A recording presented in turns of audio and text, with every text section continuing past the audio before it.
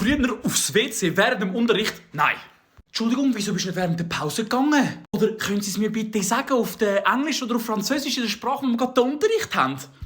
Früher als Kind, ich habe wirklich keine Grenzen gehabt. Ich habe einfach wirklich, sie hat mich gefragt, kannst du es bitte auf Englisch sagen, dann können wir darüber reden. Und was ich gesagt habe, hat die Hand aufgesteckt, ich so, I have to go dringly to the shit. Ich habe halt nicht gewusst, was gross heisst. Ich habe einfach gedacht, ich muss aufs WC. Ich glaube, es ist ein Dünnschiss oder so, keine Ahnung. Aber irgendwann hat man dann in der Schule herausgefunden, dass es gar nicht erlaubt ist, dass deine Lehrer gar nicht dürfen sagen, dass du nicht aufs WC gehen darfst. Mir so von Videos oder eben so ein Anwalt oder so, der auf TikTok da so Videos macht. Und plötzlich in der Schule so, wenn die Lehrerin heute sagt, ich darf nicht aufs WC während dem Unterricht, dann komme ich mit Strafgesetzbuch, Bundesgesetzbuch, alles Mögliche.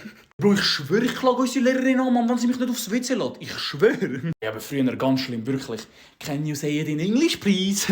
Ich gebe dir. Ganz ehrlich, habt ihr noch irgendwelche Sätze, die die Lehrer damals sagen, die so richtig abfuckend waren? Schreibt es mal in die Kommentare.